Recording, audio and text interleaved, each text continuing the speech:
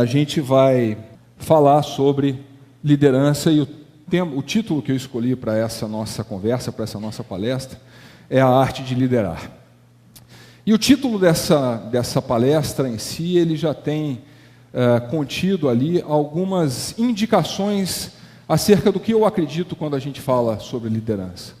Isso que eu vou compartilhar com vocês aqui hoje não é fruto de livro, não tem bibliografia necessariamente apoiando, é muito mais fruto da observação, é fruto do dia a dia, é fruto daquilo que a gente tem como experiência ao longo da carreira, ao longo desses quase 20 anos de atuação no Sebrae, convivendo com líderes de empresas de todos os portes, de todas as naturezas, é fruto de contatos, é fruto daquilo que a gente observa e que a gente normalmente enxerga acontecendo na prática, do ponto de vista daquilo que acontece no dia a dia, daquilo que acontece no cotidiano. E não é por acaso que o nome da palestra é a arte de liderar. É porque, de certa forma, eu enxergo o processo de exercer a liderança, ou o papel do líder, de certa forma, como o papel de um artista.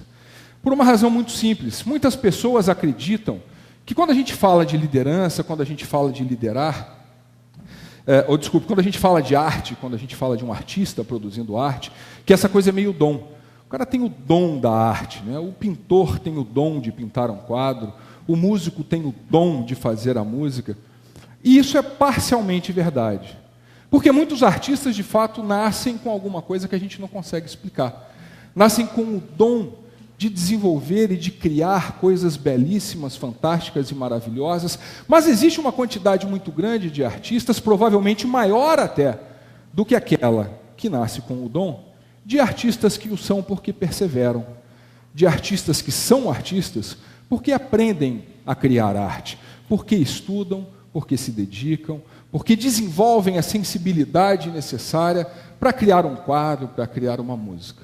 Se vocês tiverem que levar uma única coisa desse nosso bate-papo aqui, eu gostaria que vocês levassem essa frase que aí está.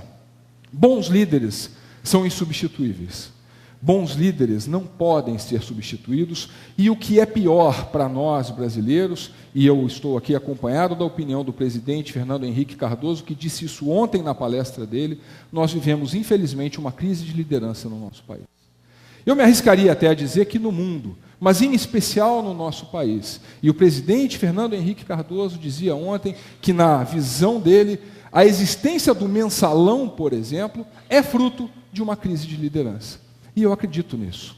Porque quando se estabelece o vácuo de liderança, esse espaço pode ser ocupado por pessoas de qualquer natureza, com os interesses mais diversos e não necessariamente os mais legítimos possível.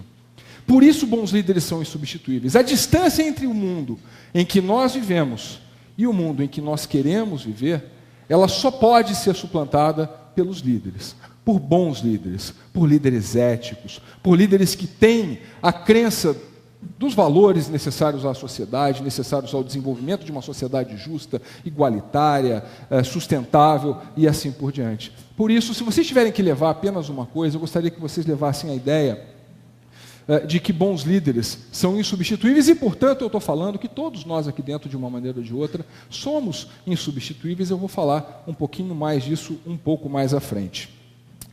Quando a gente fala de liderança, e não por acaso nós estamos aqui num fórum de liderança, numa escola de negócios dedicada em grande parte a ter como uma das suas competências-chave desenvolver líderes, talvez como a principal, não é, professor Judas? Desenvolver líderes, e para quem entra ali pela entrada do estacionamento, percebe isso escrito nas paredes como um valor expresso da escola, o que é algo fantástico.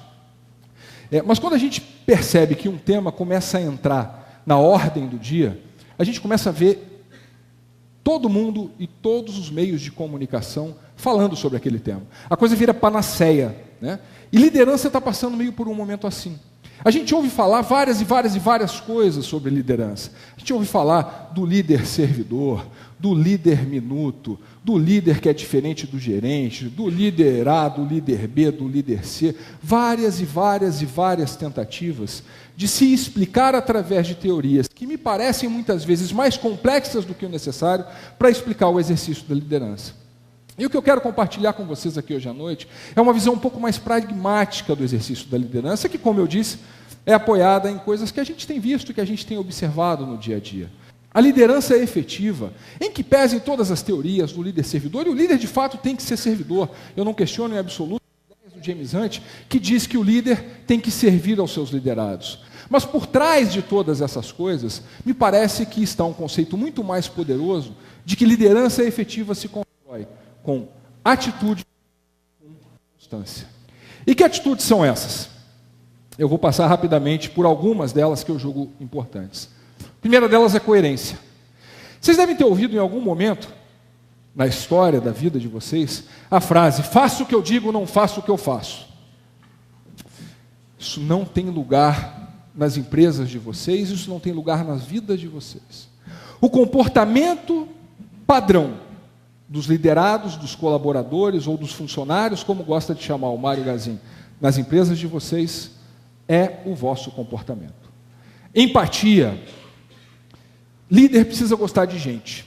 Líder lidera gente. Não dá para liderar gente sem gostar de gente. Para gostar de gente tem que ser empático. Tem que conseguir se colocar nos sapatos dos outros, como falam os americanos, para entender quais são as necessidades das pessoas. E quando eu falo de atender necessidades, vejam que isso é muito diferente de atender desejos. As pessoas têm desejos e isso é legítimo, mas isso é muito diferente de identificar, de perceber, de escutar quais são as necessidades das pessoas que trabalham conosco, para que nós, como líderes, possamos conseguir fazer alguma coisa com isso. Como ontem falou o Gazinho aqui, que busca satisfazer as necessidades das pessoas por um salário melhor, por uma vida melhor, por ser mais feliz e etc. Coragem, esse é um atributo indissociável da figura do líder. É preciso ter também positivismo, e não confundam positivismo com otimismo. O otimista é aquele cara que está olhando o teto negro, vai chover pra caramba, e ele sai de casa dizendo: não esquenta a cabeça não, não precisa de guarda-chuva, está tudo bem, não vai chover. Isso não é ser positivista, isso é ser cego. Firmeza é uma outra característica indispensável aos líderes. E aí também essa coisa muitas vezes se choca com aquilo que a gente lê em alguns livros e tal, que o líder tem que ser complacente. É lógico que tem que ser complacente, mas tem que ser firme. Por uma razão também muito simples. Alguém segue quem não sabe aonde vai. Criar propósito é fazer com que a pessoa que serve o café na nossa empresa entenda que o que ela faz não é servir café. O que ela faz é contribuir de maneira decisiva com o processo criativo dentro da empresa. Porque aquele café, naquele momento em que ela serve aquele café, é a parada necessária para oxigenar a ideia, para falar com o colega, para encontrar a solução para um problema. E isso muda completamente a função da pessoa que serve café dentro da empresa. Penúltimo dos elementos que eu trouxe é paixão. Saíram várias pesquisas nos meses recentes em escolas de negócio americanas e europeias que tentaram mapear em negócios bem-sucedidos quais eram as características comuns a esses empreendimentos. Dentre várias, aquela que aparece em todos é paixão. Quando a gente ouve o professor Judas Tadeu falando da Estação Business School, ele fala com paixão. Se a gente quiser usar a expressão que o Gazinho usou ontem aqui, ele fala com tesão, com vontade. É perceptível na expressão, na forma da pessoa se comunicar, na forma do líder se comunicar, a paixão que está embutida naquilo que ele está falando. Líderes precisam de paixão. E, finalmente, intuição. E é sobre intuição, também tem coisas interessantíssimas que a gente lê, né? Tem gente que acredita que intuição tem a ver com alguma coisa extraterrestre, né? Eu tive uma intuição, é como se viesse uma luz do além, e aquilo me desse uma ideia genial, sensacional, que eu não sei de onde veio, talvez seja um espírito, talvez seja uma pombagira que baixou, talvez seja alguma coisa que eu não posso explicar. Intuição não tem nada a ver com isso. Intuição nada mais é do que o uso do conhecimento acumulado, que cada um de nós tem, e que está dentro da gente, e que quando a gente precisa, surge.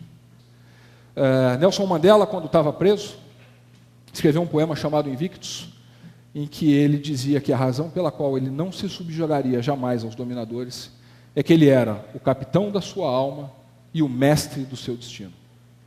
Eu desejo a vocês que vocês sejam sempre os capitães de vossas almas e os mestres de vossos destinos, e principalmente, que as suas atitudes os tornem cada vez mais líderes, mais insubstituíveis para um número cada vez maior de pessoas. Sucesso e muito obrigado.